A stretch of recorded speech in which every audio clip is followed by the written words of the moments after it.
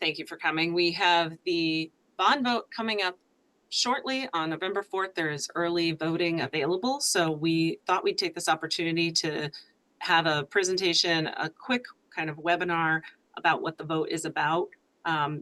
Two different topics today, but I'm going to start things off with the TIF bond vote for Stevens Branch Apartments and Infrastructure, and then turn it over to Carol and Nicholas for the second bond vote item. But this is being recorded, so then others can possibly watch if they have questions too, and kind of try to keep it as concise as we can, but also answer questions if anyone has one.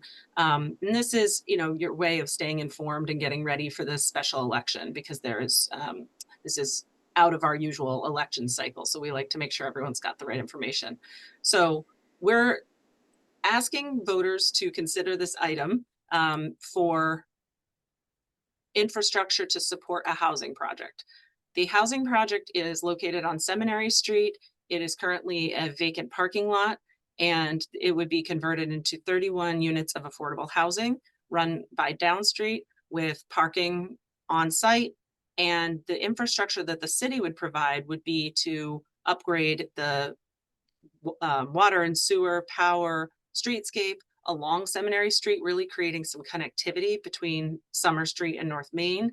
Also upgrading the parking lot behind the Campbell lot that would be upgraded to have more better circulation and increased green space. And that would be the new, really it's existing public parking, but it would be where we would direct public parking more frequently, given that the public parking where this building is currently planned will no longer exist. So this is a improvement to the area. I could show a picture here of the infrastructure that I was just explaining. So you've got Seminary Street here, Main Street is here. And so this upgrade with more streetscape connectivity, sidewalk, that will kind of enhance this little corridor and also bring the pedestrians into downtown from the Downstreet project. And then they have their project, which has permits and is run by Downstreet, but with Evernorth as well. And then this is the Campbell parking lot, currently accessed off of West Street, and will be enhanced green space as well as improved circulation and wayfinding. So hopefully easier to navigate parking area, easier to locate, and then a better connectivity over here. And so that's the kind of work that this kind of program does, which is to support the creation of housing and other types of economic development uses that the city wants to see by investing in infrastructure. So this is the city's ability to help get what it wants into the downtown without ever taxing the taxpayer. So this is called TIF, tax increment financing, and it means that the city can then use a municipal bond to invest in the infrastructure, build all of those different things we just talked about, and use the resulting tax increment, the resulting new taxes that are created by the housing project, and put those into a fund that pays down the debt service. And so the debt service then is paid for not on tax dollars, not out of the general fund, but out of this TIF fund. Carol, could you speak a little bit about our existing TIF district and the fund that we have currently? And City of Barre has had a TIF district since 2012. When you develop a TIF plan, it gets presented to the state, to the Vermont Economic Progress Council, and they have to approve it. There's a limited number of TIF districts in the state. We were lucky enough to have one of them. The original TIF district that was developed over 10 years ago had a focus on parking enhancements, because we were doing the TIF district in support of the downtown development that included City Place, the rehabbing of Blanchard Block, the Summer Street housing, and some other projects in the downtown. And the need was for parking. So that's what the original TIF district was used for. And about 4 years ago, we started reviewing where the TIF district is as far as what the needs are, and we realized that things things had swung to a need not only in Berry City, but statewide for housing. And so we looked at what there were for potential housing development options, and that's how we ended up where we are here. In the meantime, the 223 parcels that are currently in the TIF district, any property that has had an increase in value during the life of the TIF since 2013 has created increment value, taxable value above the base value that was set at the beginning of the district. And those increment funds have been deposited into a TIF increment account, which is used to pay our debt service.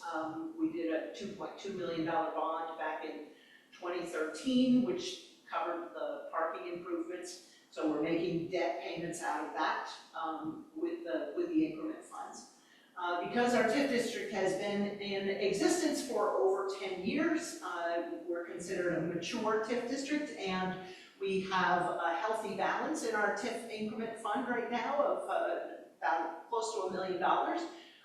So we have available funds to cover debt service for this new project moving forward, in addition to increment that is generated by this project and other projects that are coming along in this particular TIF district. The TIF district is essentially the downtown, from City Hall Park to Route 62, where it comes down from the hospital, and then from the Stevens Branch River to Summer Street, and both sides of Summer Street are included. So there is a map on the city website. There's a whole section on this vote on the city website, including a bunch of different documents. And one of them is a map of the district, so you can see what area is actually included. Great, thank you, Carol. And so what we're asking and what we're letting folks know is that there's a vote on November 4th. There's two other things to vote on. There's two ballots. One ballot will have this item on it, as well as the garage that's going to be talked about next by the city, and a separate ballot. But this ballot will have this issue on it, talking about Seminary Street upgrades. So that's the upgrades to the infrastructure, and Campbell Lot upgrades.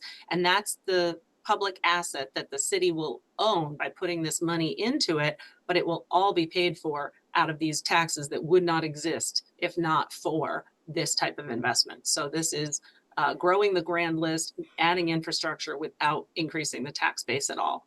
And so we have put together FAQs, frequently asked questions, and those are on the website as well, Carol, I believe. And so if you have questions that don't get answered today, or you hear a neighbor who has questions, or you hear something that doesn't make sense to you, please feel free to go to the website, tell friends and family to go to the website, other taxpayers and voters, and tell them to get their questions answered. And then there's contact information right on there if there's a specific question that hasn't been answered. But we just want to make sure everyone has all the right information. So we're going to pause and take questions on this item before moving on to the garage question. So if anyone has one, I'll go ahead and stop my screen so I can see everybody. All right, seeing no questions. Why don't we go ahead? I'll give here, let me make you a host. No, you don't want to go over to the participants. Now he can just share. There we go. Can you see my screen? Almost. Let me know when it's up. Will do. There. There you go. All right. So I will be discussing the Public Works Garage renovations bond. This will be Article 2 on the Berry City ballot. So the TIF bond, the 2.4 million, is Article 1. This one is Article 2. This is 3.3 million to outfit the new Public Works campus. So just a little bit of history here. You know, the city's been looking for a Public Works garage for years, decades even. This has been an issue. And it really, you know, in 2018, things really started to get serious about trying to find a solution. The city hired a firm to assist with a new garage solution. That firm identified a $30 million price tag to build a new garage in Berry City. That certainly was not feasible or affordable, and we started to pivot away from that in 2023. We ultimately in 2025 were successful in acquiring 277 Morrison Road at $3 million to serve as our new public works garage. And why was this necessary? Just really the current site on Vernon Street is totally inadequate. These are just some images of it. It's located in the floodplain. It flooded severely in 2023. You can see there the inside shot. The trucks are sort of jam-packed in the building. There's no central aisle. They're basically fit in a puzzle to get everything inside. You can see there's windows that are broken. And generally the condition of the site is just poor. You know, there's maintenance that has been unfortunately not happening for decades, and we pay a lot to heat the building, for example. This lack of insulation means that we have to pay way more in heating fuel than we should. There's no sprinkler system to protect our assets against fire, so if there were to be a devastating fire at the garage, we would lose millions and millions and millions of dollars worth of plow trucks, excavators, loaders, all that equipment that the city owns. I mentioned there's an inefficient layout. Really the best practice for a public works garage is to have a central aisle where trucks can drive in, go to a designated parking spot, and so that they can be backed out when they're needed. Right now, as I mentioned, we basically have to do a puzzle to fit everything inside. We can't even keep everything inside. All the plows that actually clear the roads are stored outside the building. And that leads to the third bullet here, lack of secure storage. A lot of key things are stored outside that shouldn't be. A lot of things that we as taxpayers pay a lot for to maintain our roads are unsecured outdoors throughout the year. There's inadequate staff space. You can see the picture there of the break room, which I wish I could show you the whole view of it, because that is basically right outside the mechanic space, or the mechanics are working and you're trying to have your break or your lunch, you're right there. There's no door. It's just certainly not a good place for our hardworking public works employees to show up every day. And as I mentioned earlier, it's in the floodplain, and it was significantly flooded in July of 23. So we acquired 277 Morrison Road as our new public works garage. We own this site. This is already bought. This is already owned by the city.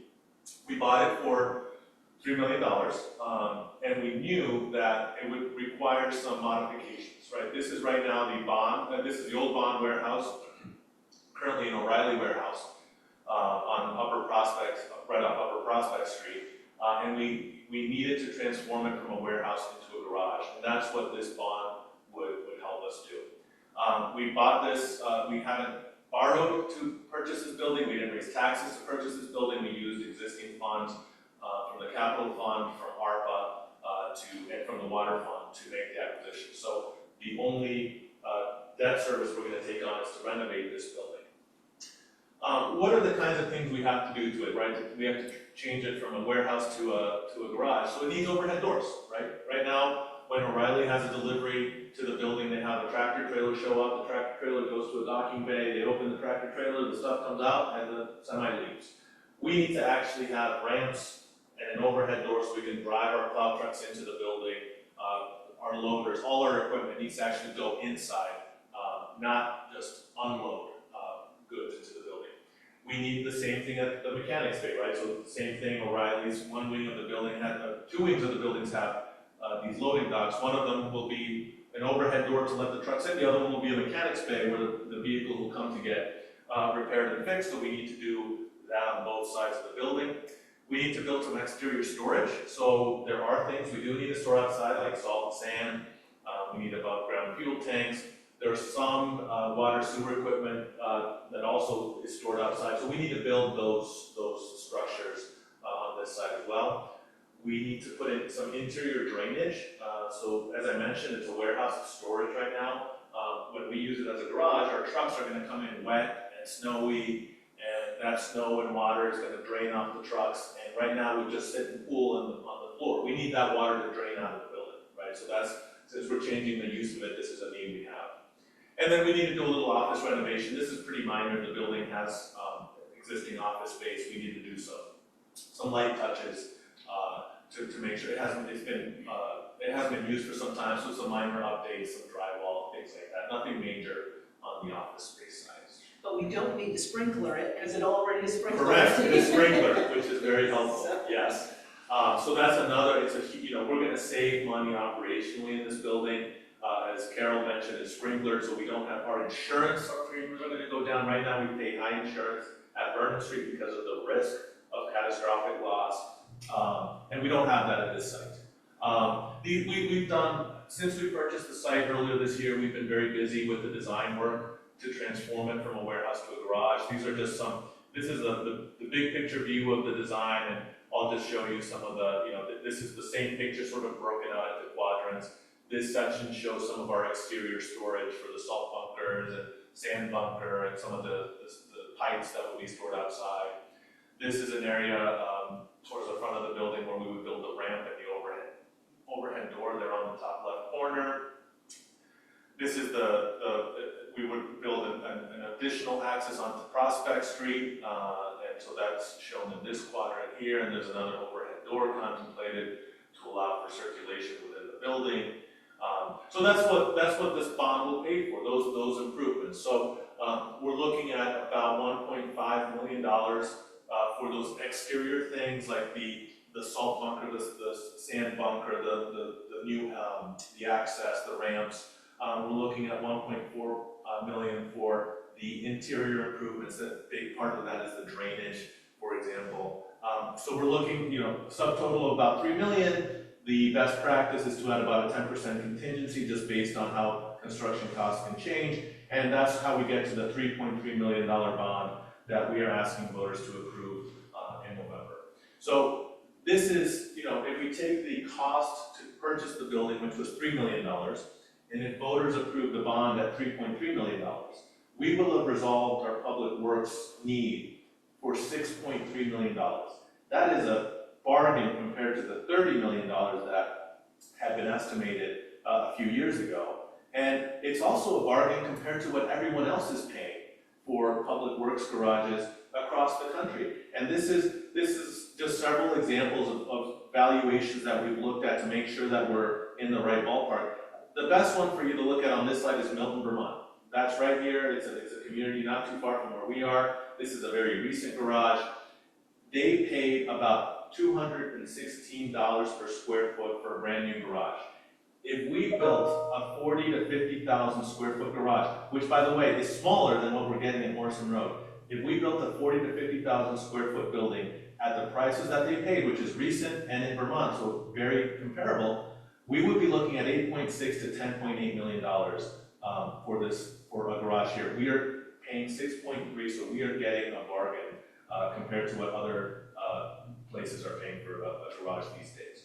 So, as I mentioned, this is Article 2 on the ballot, and it's $3.3 million. We already own this building. We're collecting rent from O'Reilly. They vacated in March. We would love to get started this spring to get out of Burnham Street, and if we're successful and if things go well, we could be there hopefully by the beginning of the next snow year, so that our plows can be indoors and all that equipment that very taxpayers pay for is secure.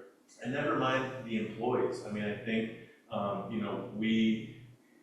it's hard not to think about the conditions that they're showing up to work for every day. They already do difficult work. They're showing up to a very tough place to work.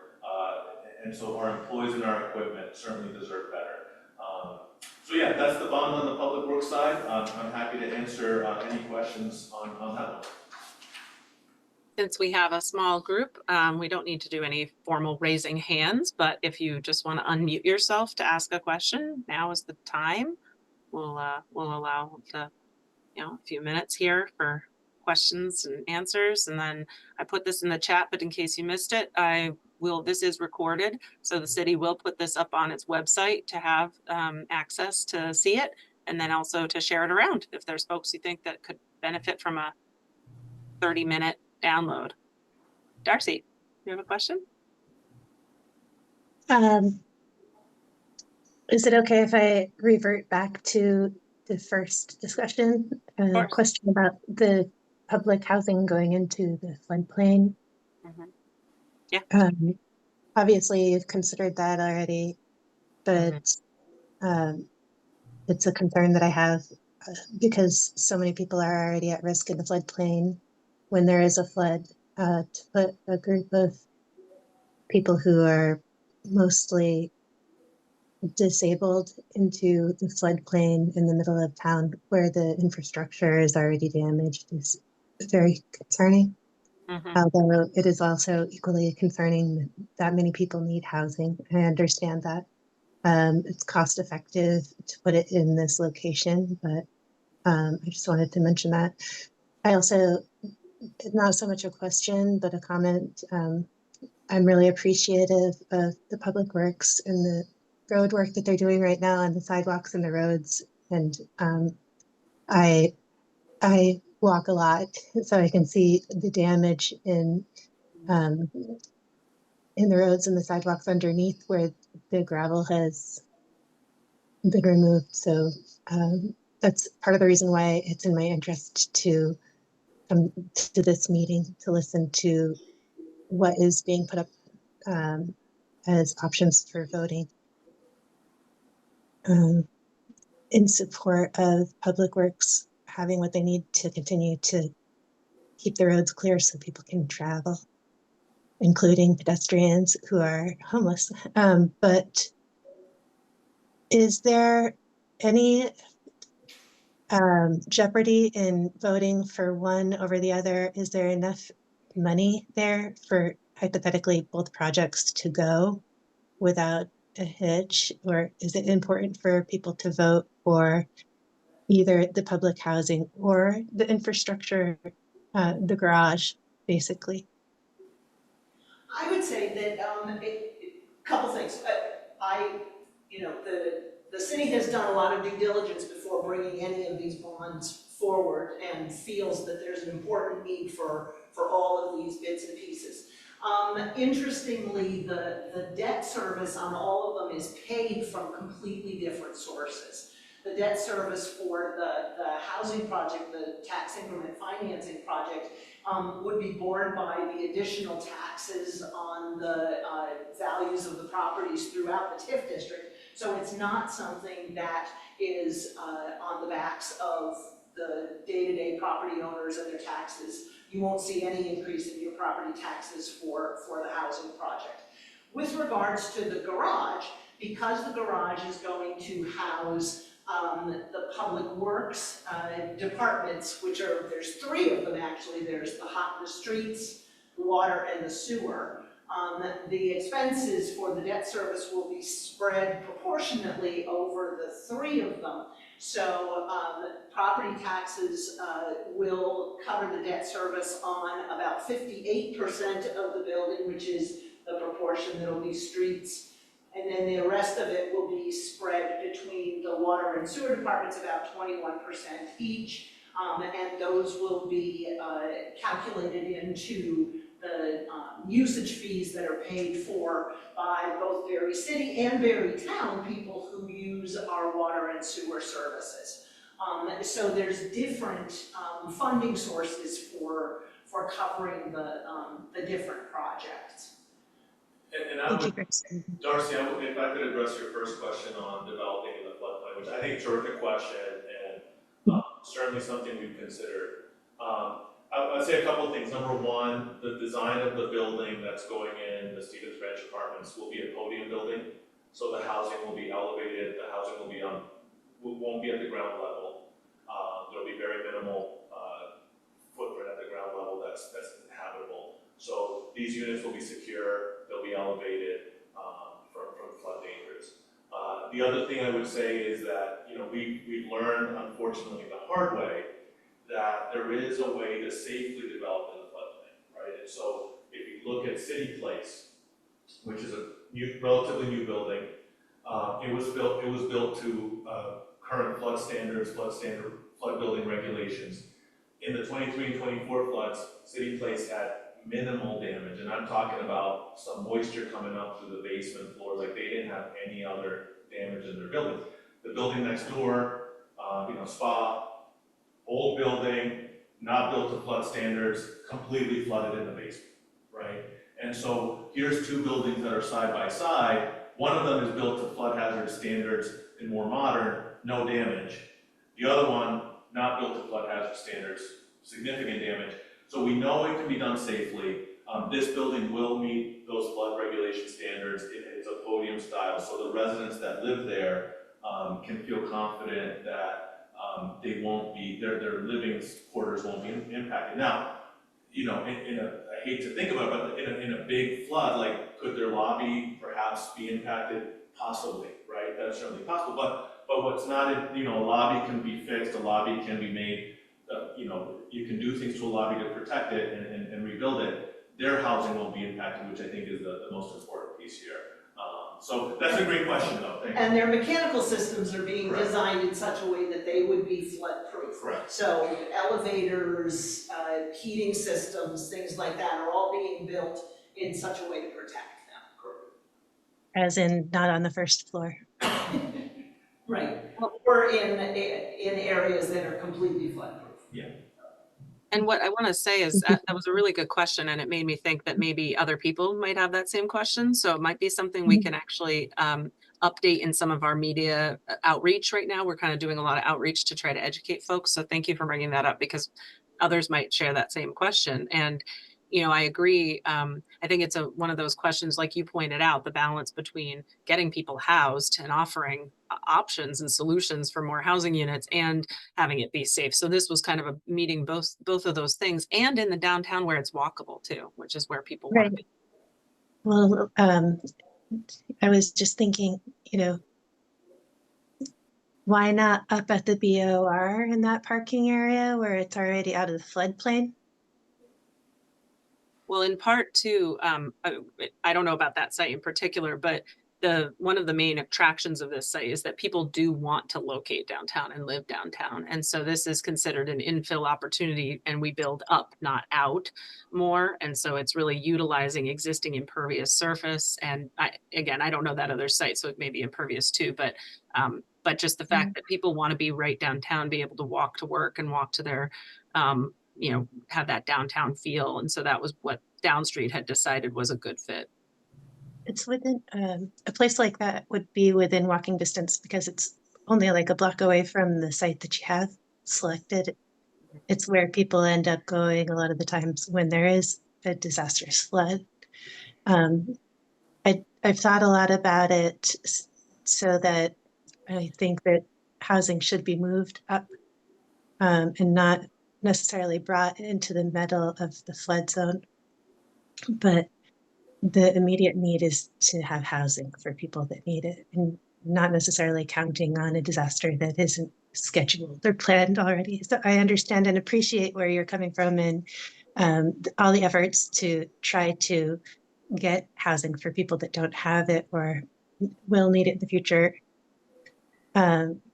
Just is something that I am concerned about the location because of. And Down Street was the, developer who proposed, who did come forward with this idea. So they had done their vetting of, comparing it to other options around. But, that kind of suggestion, to message that back to Down Street when, if you have any access to them, or we can message that back too, is that, that's probably something they're actively considering too, is it is preferential to build outside the floodplain. It's more expensive to build in the floodplain, like to build up like this, but to cantilever the parking, make sure that the parking can be underneath. But these are our downtowns with existing infrastructure too, and we're going to upgrade the infrastructure, but there's a will to have a lot of downtown density too. So it's a balance. I think it's not an either or, but a both. I was going to say something similar, and I would say, Darcy, that given everything we've gone through the last couple of years, we certainly would not be. This project wouldn't have gotten this far if we had any concerns that this housing would be at risk of becoming a flood issue, right? So we feel confident that the design of the building is such that the housing units will be protected and that they'll be secure in the event of a worst case scenario because of how they're elevating all of this. Carol mentioned the utility also the living units, the units that will be housing for people who will actually be on the first floor and above. And so certainly I can tell you that our staff, we wouldn't have recommended it, and I'm sure the council would never have moved forward if anybody had a concern that we were putting people in harm's way. I mean, the other component is that, you know, our geography is challenging. You know, Barre City is 4 square miles.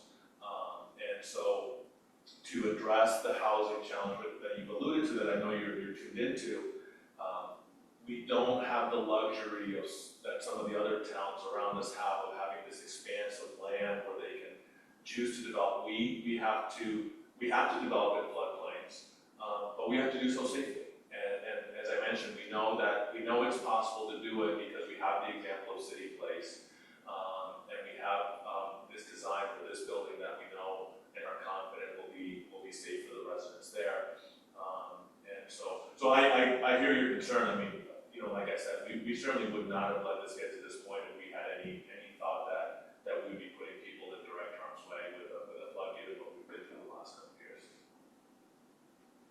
And I think, you know, both you, Darcy, and Stephanie, you've mentioned that it's, you know, it's not either or.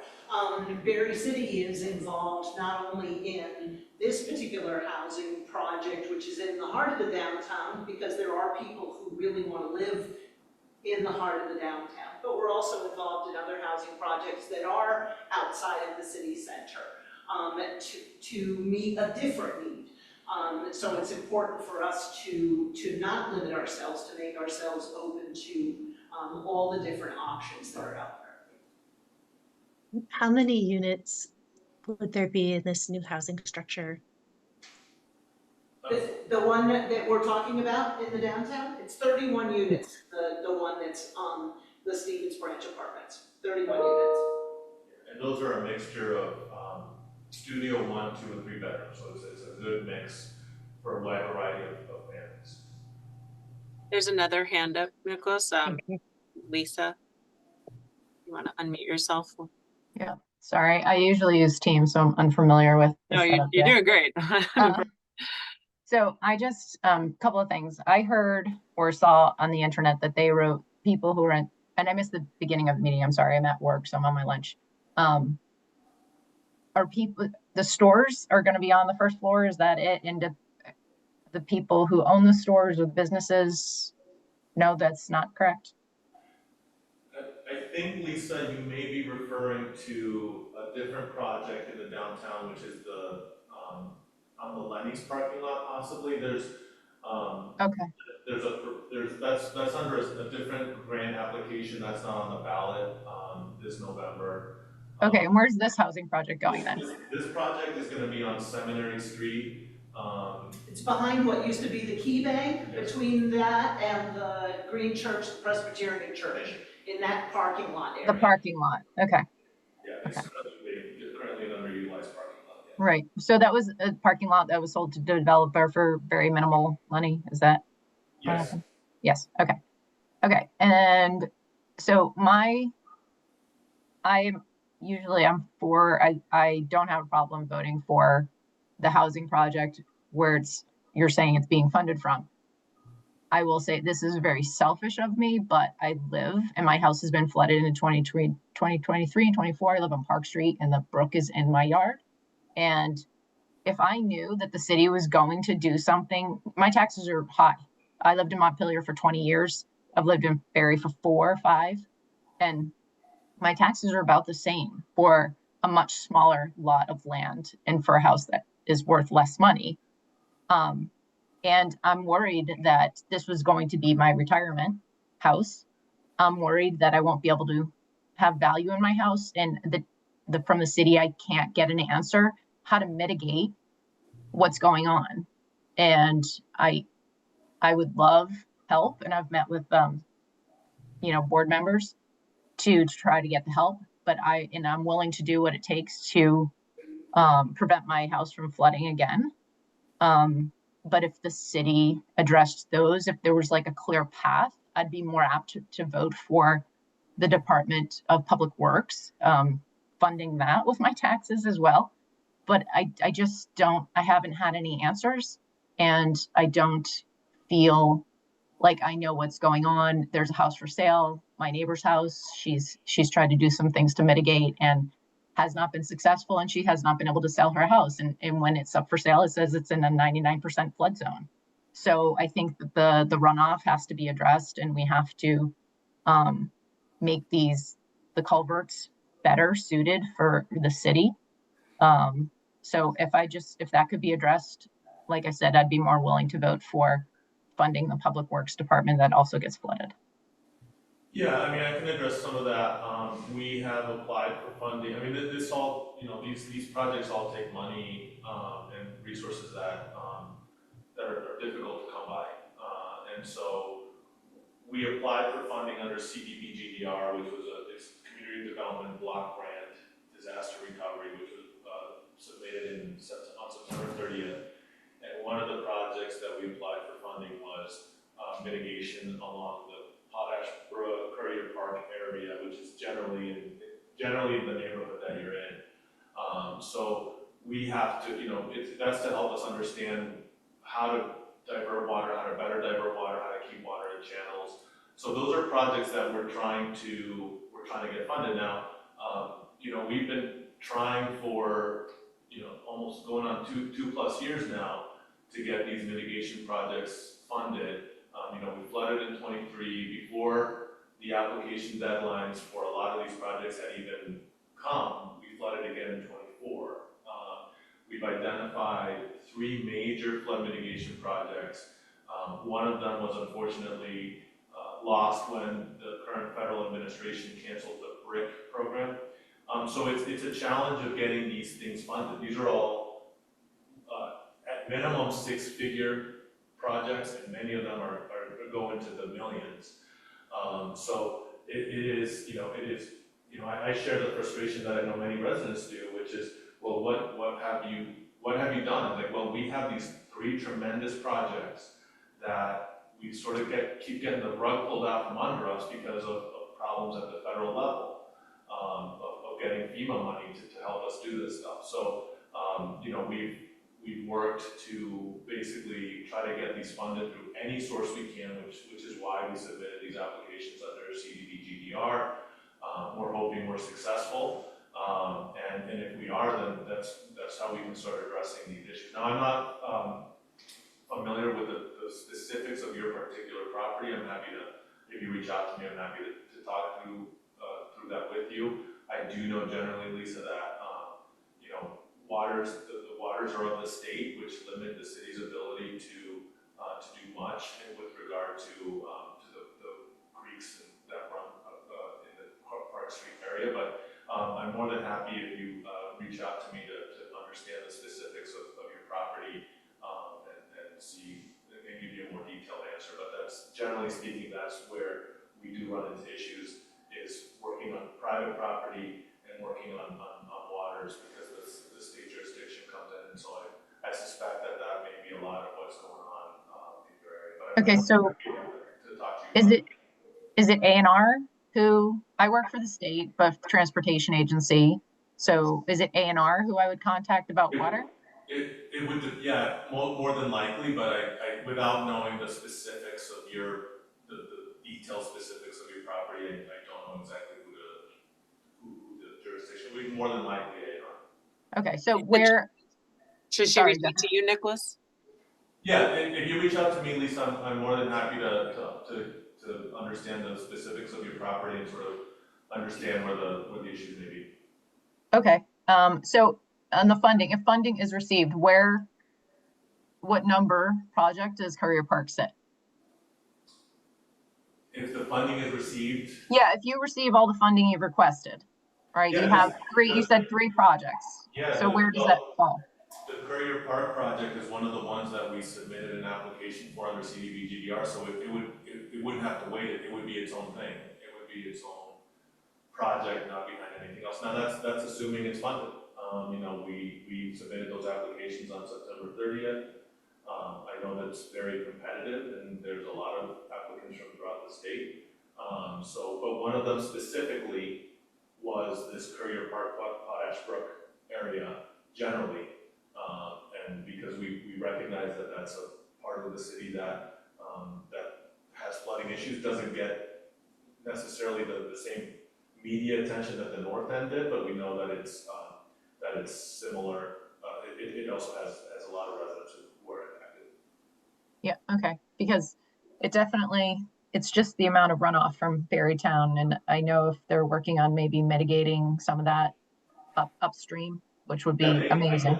Yeah, I think that's right, Lisa. I know that they submitted a similar project under CDBG-DDR to do runoff in the town, and I know that I wrote a letter in support for their project because I know that it has downstream positive effects for residents of Berry City.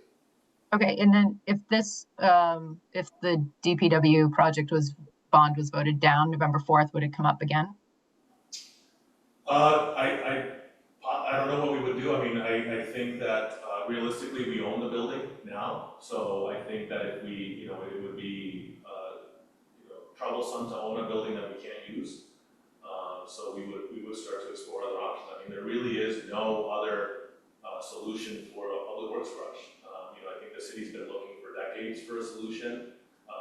And I don't know when you jumped on the presentation, but it was a consultant hired by the city before I started, estimated a new garage in Berry City at $30 million.